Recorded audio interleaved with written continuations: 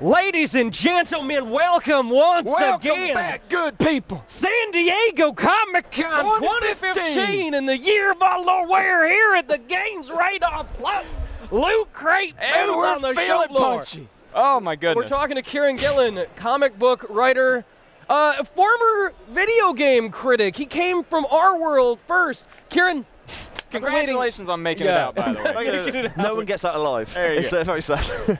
I've been waiting years to ask you this question. What the hell do you have against Kula Shaker, man? Woo! K is a great album. Coming out swinging. K is a great album. My brother likes Kula Shaker. It's okay. It's difficult. I'm capable of forming relationships who like Kula Shaker. I understand you're just aesthetically stunted. You know, as in, your sense of what is good and right is just smaller than us. And you know, I can still expect you as a human being. So it's okay. All right.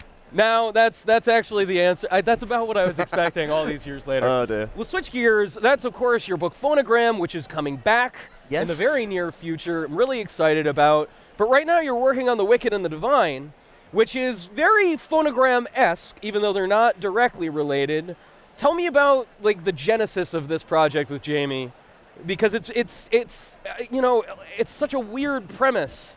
Like the idea of gods as pop stars. Yeah. Tell me where this came from. It's weird. It's kind of like the opposite of Phonogram. Is that kind of the idea? I mean, Phonogram is very much about being a consumer. Yeah. As somebody who actually, how music, it's not very interested in the artists at all. It's that the artists are kind of irrelevant. It's how we feel about them. Right. So like Phonogram's about how this record feels at 3 AM on the way home. Yeah. You know, that kind of vibe.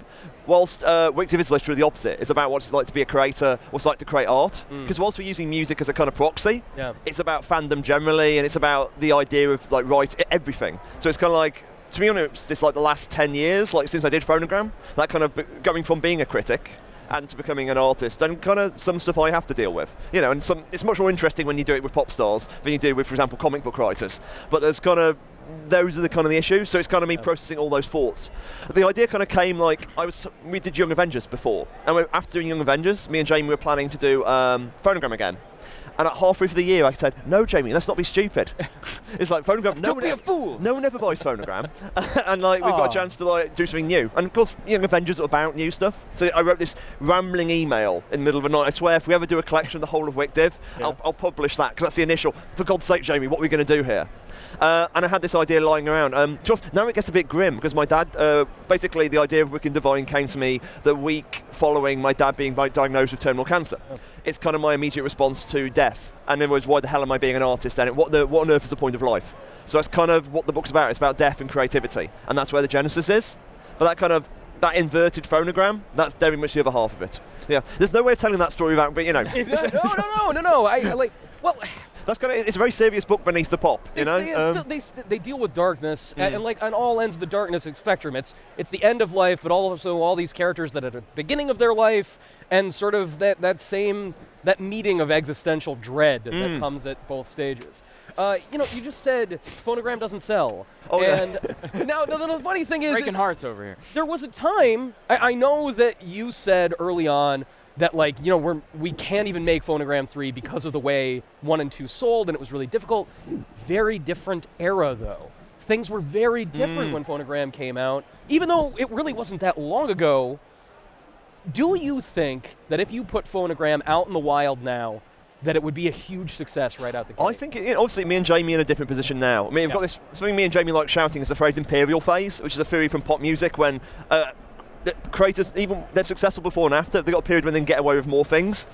Like, you know, Gaga had it a few years ago, Taylor Swift's having it now, you go back to the Pet Shop Boys. In fact, the Pet Shop Boys coined the phrase imperial phase. Yeah, imperial phase, that's what we feel. We say that now. Anytime we order like like we have chocolate instead of like we can have dessert, it's imperial phase, because now we can afford dessert. So yeah, I'm pretty sure Phonogram will do much better than before. But it's kind of, there's a bit ideologically as well, because Phonogram was only ever going to be 6-issue mini. We thought, oh no, let's do something big. And something what's the word? A bit of swagger? Yeah. I mean, we've kind of like, we're aware that you had more eyes than you, so you can play a bit more games. And we've just done a trailer for the second trade. We got a friend, an animator friend of ours did the animation, and a band called Summer Camp, who are like a pretty cool British indie band, did the music for it. And we can do that now, because it's funny. Does that make any sense? It makes a lot of sense. We want to, you know, especially because there was the experience of fandom we had with Young Avengers and Journey into Mystery before it really did change things entirely in terms of like how the amount of cosplay we get is kind of intimidating, considering, you know, we're not Saga. You know, we sell well, but we're not like Saga. We had like 30, 40 like cosplayers at cons, that kind of mass of fandomonium, if you will. Yes, I think we'll do. I'm sure Phonogram will be fine. So we know the orders in 2 weeks' time, and then we have this conversation. One more question, then, and this is about one of the things, you know, we've been talking about your toys. You get to play with your toys however you want, but you've also been getting to play with big toys that a lot of people don't ever get to touch. You've been writing a Darth Vader comic. Who the hell decides to play Darth Vader for comedic beats, man? Who's like, oh, I'm going to take Space Hitler and turn that guy into a joke? I love that. It's my favorite thing in the world. Why did you decide to make Vader a comedy book a lot of the time? Oh, okay. It's like half and half almost. My actual theory was you can do a straight Empire book, and the Empire is like all kind of, you know, it's grim and it's jackboots. It's kind of like space fascists. Yeah, right. But Star Wars, if you're going to do a Star Wars book, it involves drama and capital R romance and comedy. Yeah. You know, so that me was trying to do a way of doing a book, which is Vader's a scary guy, but to work out ways to do comedy, and there's comedy to Vader. You know, it's the I find your lack of faith disturbing. Yeah. It's kind of like he's also the perfect straight man. Yeah. I always say it's like the Punisher. You know, that's actually, you know, the Punisher can be quite a funny book, but it's also a scary guy as well.